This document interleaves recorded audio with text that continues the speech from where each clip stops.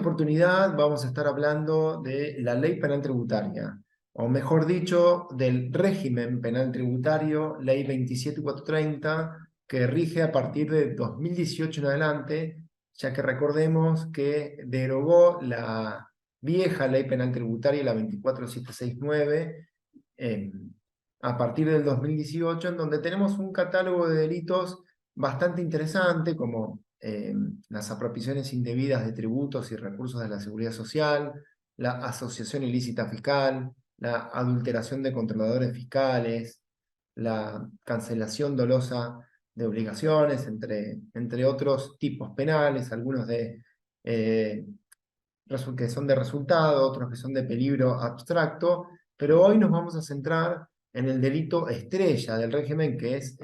la evasión fiscal. La mayoría de la doctrina y la jurisprudencia entiende la evasión fiscal como un delito de resultado, un delito especial propio, ya que únicamente lo puede cometer el obligado al pago de los tributos, y vienen dos versiones. En su versión simple, que prevé una pena de prisión de 2 a 6 años, y en su modalidad agravada, en donde prevé una pena de prisión de 3 años y medio a 9 años. Así que cuidado, especial atención, ya que las penas de la evasión fiscal agravada son bastante altas y por lo tanto se podría perder el beneficio de obtener una condena condicional. En cuanto al monto de la evasión, la ley penal tributaria, el régimen 27430, establece en 1,5 millones de pesos, que fue un número establecido a partir del 2018, que todavía no tuvo actualizaciones para la versión simple. La versión agravada es el mismo monto por 10, es decir, son 15 millones de pesos. Las otras hipótesis por las cuales la evasión puede considerarse agravada es mediante la utilización de testaferros, de estructuras interpuestas y mediante la evasión mediante el uso de facturas apócrifas. Vale recordar que evadir es recortar base imponible, es decir, no declarar lo que un obligado, según la ley tributaria, idílicamente debe declarar a través de los aplicativos ante el fisco, por ejemplo, la AFIP, en donde recordemos que en Argentina tenemos un principio de autodeterminación de impuestos, es decir, él es el obligado, el que tiene que declarar sus impuestos frente al fisco, y eventualmente podrá tener una fiscalización o verificación de AFIP.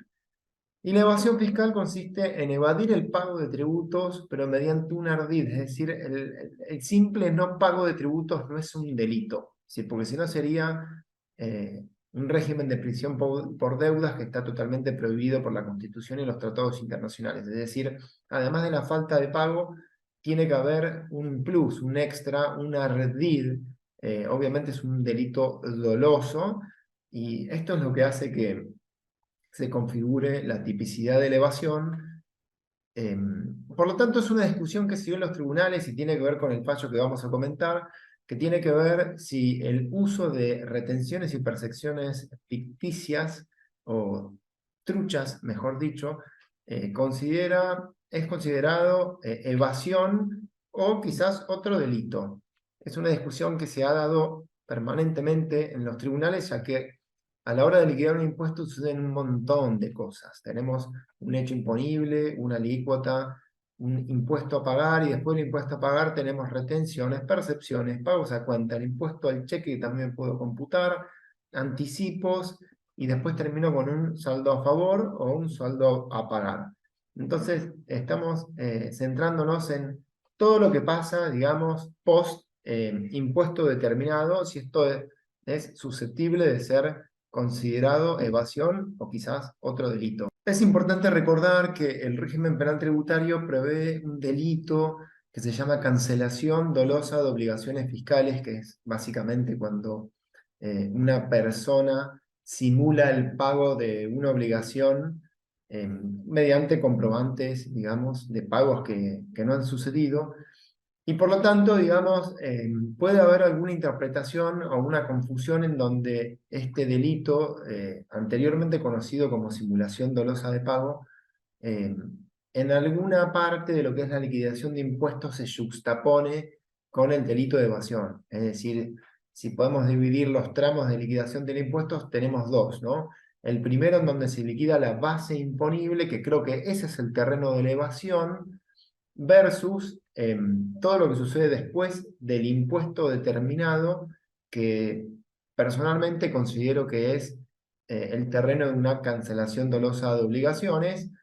Por último, resulta fundamental que aclaremos las maneras de extinguir una acción penal tributaria por evasión, en donde el régimen penal tributario prevé la bala de plata, que básicamente es una cancelación total e incondicional del capital, intereses y multas de lo que se está reclamando.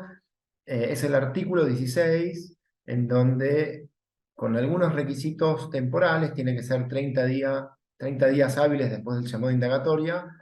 extinguiría la acción penal. Pero este beneficio puede utilizarse una sola vez. Y la vara de plata aplica tanto para el artículo 1 como el artículo 2 del régimen penal tributario, que es la evasión simple y la evasión agravada.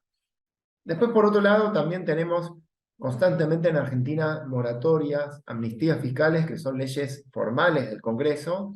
en donde en general los contribuyentes que se incorporan a esos regímenes especiales quedan totalmente con la ley penal tributaria, con la imputación penal extinguida. Así que es otra manera, digamos, de sacarme de encima una causa de evasión. Y también tenemos otros mecanismos de solución alternativa, como lo llama el derecho penal,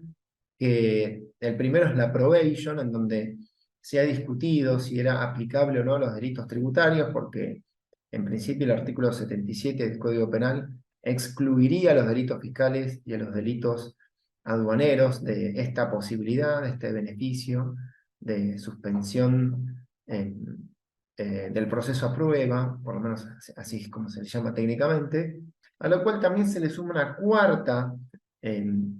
posibilidad de escape de una causa penal, que es la reparación integral que prevé el Código Penal del artículo 59, inciso 6, en donde se ha discutido al principio que se ha llegado a la discusión en tribunales sobre la operatividad de la norma. Se ha discutido la operatividad de esta norma en donde algunos